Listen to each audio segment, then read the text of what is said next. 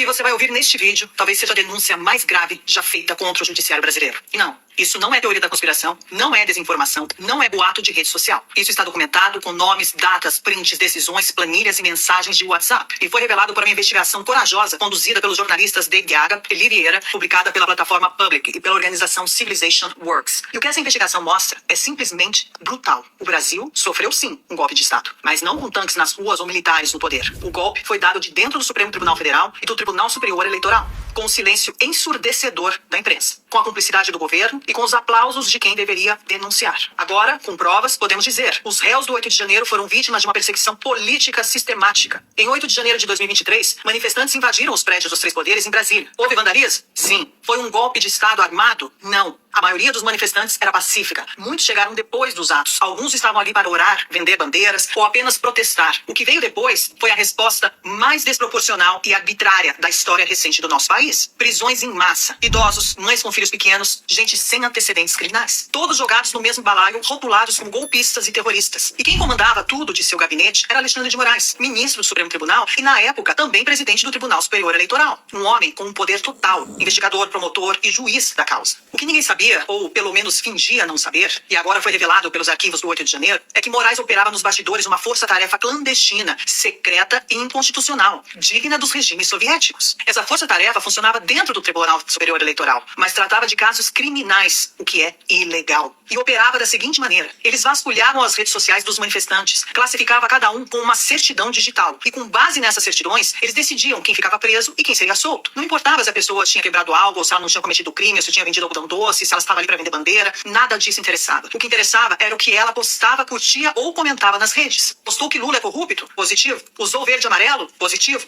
Compartilhou memes sobre as urnas eletrônicas? Positivo. Se a sua certidão era positiva, você continuava preso e ponto. A investigação revela os principais nomes por trás dessa operação. Cristina Puzarrara, chefe de gabinete de Alexandre de Moraes, que coordenava os bastidores. Eduardo Talhaferro era chefe da assessoria especial de desinformação do TSE. E Ayrton Vieira, um juiz instrutor do STF, responsável pelas audiências de custódia. E tudo está documentado em mensagens de WhatsApp oficiais. Em uma delas, Ayrton Vieira, que deveria ser imparcial, escreveu em tom sarcástico e cínico que nas audiências de custódia possamos dar a cada um o que lhe é de direito, a prisão. Em outra mensagem, Puzarrara ordena: a PGR pediu liberdade provisória para eles, mas o ministro não quer soltar sem antes a gente ver nas redes se tem alguma coisa. Ou seja, as prisões estavam sendo mantidas de forma ilegal, enquanto a equipe de Moraes, ou melhor, a Gestapo de Moraes, vasculhavam as redes sociais dos presos. Um dos casos mais absurdos é de um vendedor ambulante, Ademir Domingos Pinto da Silva. Foi preso mesmo sem ter participado da invasão. Ele estava lá só para vender bandeiras e foi classificado como positivo por tweets de 2018 criticando o Lula e o PT. Ele passou 4 meses na prisão e agora ele usa tornozeleira eletrônica. Uma mulher foi classificada como positiva por compartilhar uma petição com 0 visualizações. A pastora Marisa Lobo, de São Paulo, foi condenada a 17 anos de prisão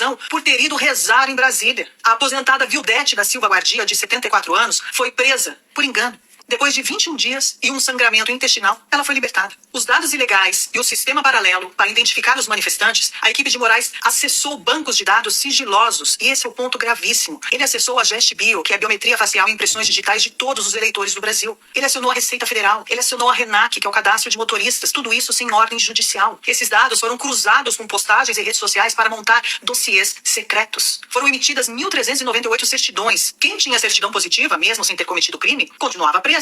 Através dessa denúncia, juristas de peso se manifestaram. Marco Aurélio de Mello, o ex-ministro do STF, disse que essas são penas de assassinos e não de manifestantes. O especialista em liberdade de expressão, André Marcília, escreveu que o mesmo órgão que julga está produzindo as provas, e isso é autoritarismo. Ives Gandra Martins, grande jurista, disse que Moraes criou uma força de repressão que a Constituição jamais previu.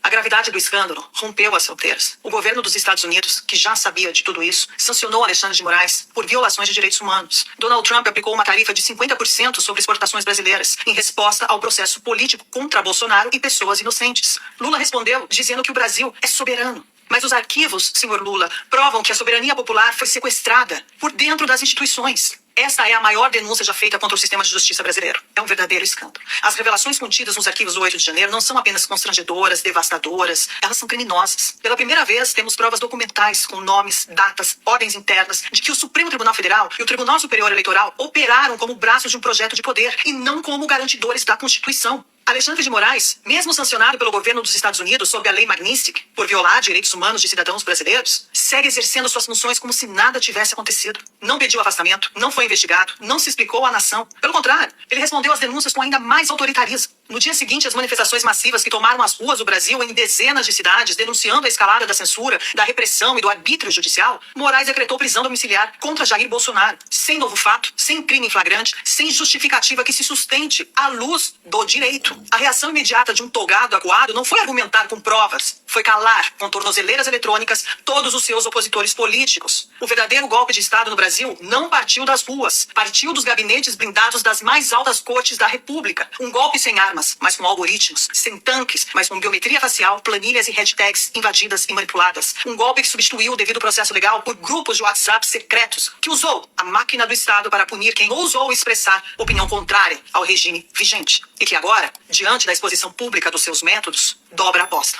Com mais censura, mais retaliação e perseguição ainda mais aberta. Quando o magistrado sancionado internacionalmente e por práticas autoritárias ainda concentra poderes investigativos, punitivos e censórios, sem qualquer mecanismos de freios e contrapesos, já não se trata mais de um problema jurídico. Trata-se de uma emergência.